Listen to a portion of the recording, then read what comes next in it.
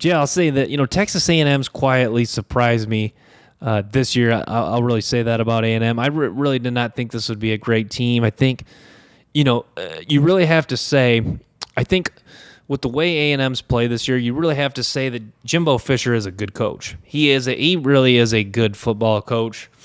There's a reason why, he's a guy that I was doubting very much before this season, but he's a guy that, to me, this season kind of reminds me of how he won a national championship. He's a guy that just, this year, they don't do much in the transfer portal. The recruiting class isn't as high a level compared to a couple years ago. This, all things going against Texas A&M, and they're still done a really good job of winning some games.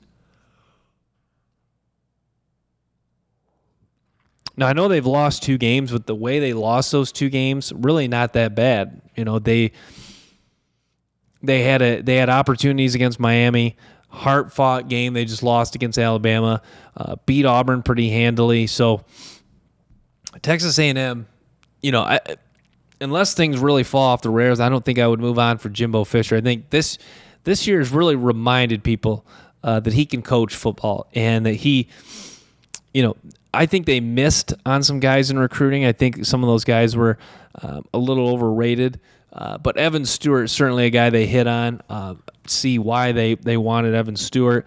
I think if you're Texas A&M, I think it's really tough to realize you could have had Harold Perkins. I think that's a tough blow.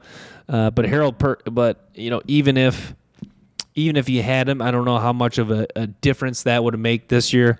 But you feel like A&M missed, even as great as the recruiting class, some of those guys maybe a little overhyped, and there were some guys that probably would have been, better fits or probably would have really helped them win some more games. So I don't think, to me, I don't think Jimbo Fisher is as great. I think the thing I thought he was strong at, recruiting, might actually be the thing he's actually weaker at, if that makes sense. Because if you look at Florida State, it's kind of hard to whiff on guys if you're coaching at the Florida schools, just because there's just always so many guys that come out of the state of Florida that are good, that are going to produce in college and be NFL caliber guys.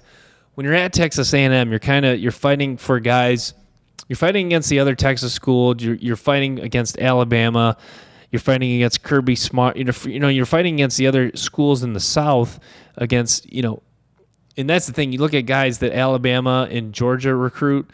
They're guys that I watch their highlight, and I'm more impressed than some of the guys that they don't offer that are high recruits. So to me, that tells me that some guys, some programs either know what they're doing and know how to evaluate guys, or they don't. Thanks for tuning into this episode of the Brant Parcell Show. Stay tuned for more episodes and clips from the show. Till next time, peace.